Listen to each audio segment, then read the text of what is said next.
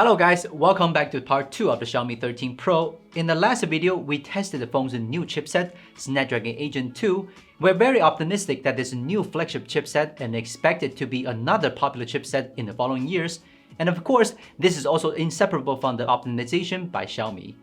Today, we will mainly talk about the phone's camera system to figure out what exactly got improved with the new module. We took out the Xiaomi 12S Ultra as a reference and compared them. Hope it will help you make a decision between these two excellent models. Anyway, if you like our videos and want to watch more tech reviews, please kindly hit the like button and subscribe to our channel. Thank you very much. The Xiaomi 13 Pro incorporated the 1-inch Sony IMX989 main camera sensor from the Xiaomi 12S Ultra, which is probably the best sensor we can see on a smartphone by far. So theoretically, they will perform very close to each other in regular shooting. The secondary sensors are quite different. The Xiaomi 13 Pro has a 50MP 3.2x telephoto lens and another 50MP 0.6x wide-angle lens, while the 12S Ultra completed setup with a 48MP 0.5x ultra-wide lens and another 48MP 5x periscope telephoto. From the appearance, obviously the 12S Ultra looks more special. It's just more like a well-designed professional camera. But to be honest, I prefer to take 13 Pro with me since it's designed with a thinner and lighter body, while the 12S Ultra's camera module looks pretty bulky. Like the 12S Ultra, all the new phone lenses are powered by Leica. This allows their cameras to have pretty similar stylized imaging to each other. Their images look almost the same with each other. Both of them have decent colors with natural tones and the stylish contrast, and the large sensor gives both rich details.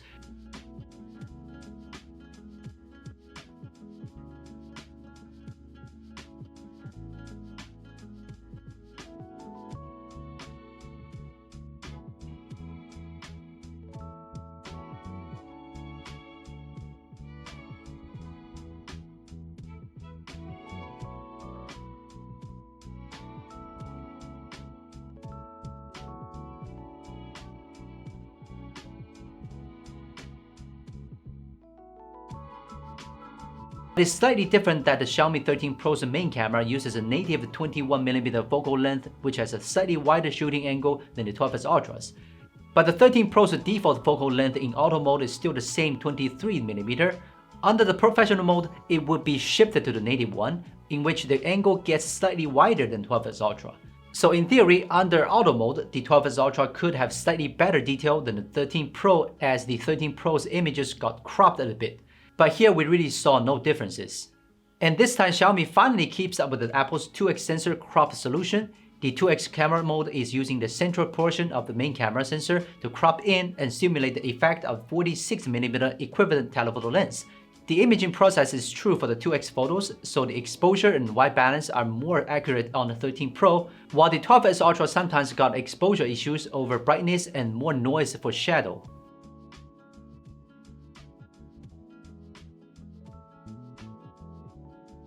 And if you look closer, we also found that a sample shot on the 13 Pro's 2x mode also have a shallower depth of field, but there's no significant gap in photo detail.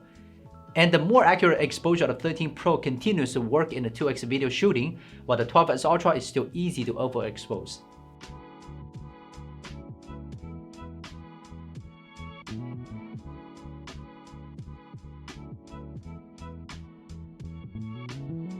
As for the wide-angle lenses, they also look close to each other in image detail and sharpness, but the 12S Ultra has a slightly wider 0.5x shooting angle. Both do not compare to their main cameras with weaker dynamic range and struggle to take outstanding photos in low lighting. Good for shooting well-lit landscapes, but that's all about it.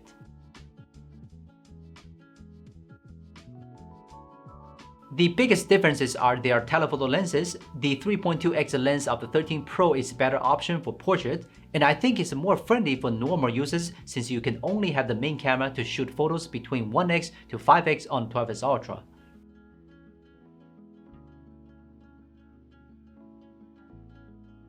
Even when shooting cropped 5x images with the 3.2x lens, there's still not much detail lost. From the 5x samples, it still looks fine for the 13 Pro, although the native 5x lens of 12S Ultra performs slightly better in detail. Of course, if you do a lot of shooting above 5x, the 12S Ultra may be better for you, but the gap between them may not be as big as you expected. For example, in this comparison of 10x samples, its defeat doesn't look embarrassing. There's another advantage to the 13 Pro's telephoto lens. Although both of them support OIS anti-shaking, the 13 Pro's lens is obviously more effective at stabilizing and anti-shaking. And the most pleasing feature of the 3.2x lens is that it supports 10cm close-up macro shooting. This is by far the best macro shooting experience that I've ever experienced on a smartphone, and it even surpassed the telephoto macro shooting on some professional cameras. On the 12S Ultra, it's almost impossible to take good macro photos. The focus of its main camera and 5x telephoto lens cannot reach that close.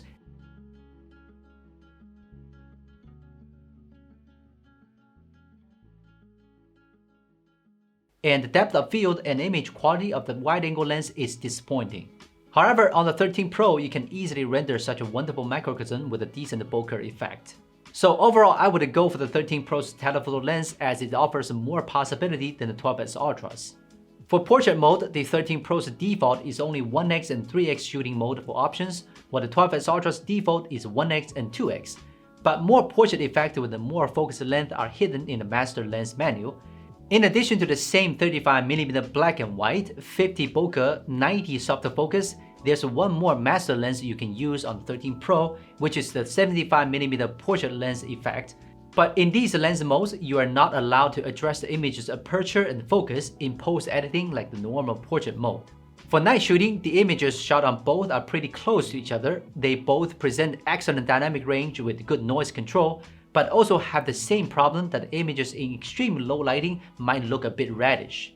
The 13 Pro could have slightly better processing and exposure for brightness and represent the true tone of the colors. The ultra-wide angle lens is still a bit disappointing for night shooting, and it even got downgraded from the 12S Ultra's wide-angle lens, though we found out that it didn't appear to be reddish on the wide-angle lens. The images are obviously underexposed. As for the telephoto lenses, the images look good and there's no obvious gap between them.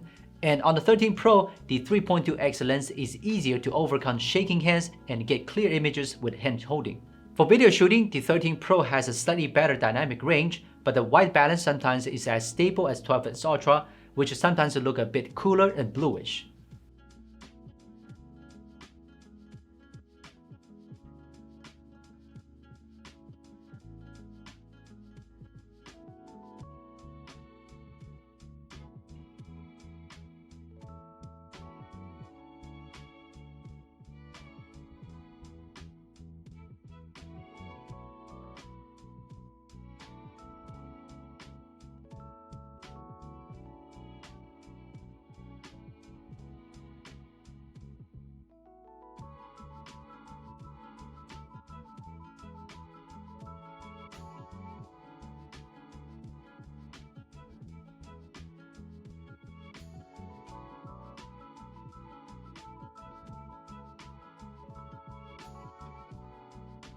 So that's all the detail that we found in the comparison between the Xiaomi 13 Pro and the Xiaomi 12S Ultra. It's quite a surprise that the 13 Pro works even more like a camera phone than the 12S Ultra.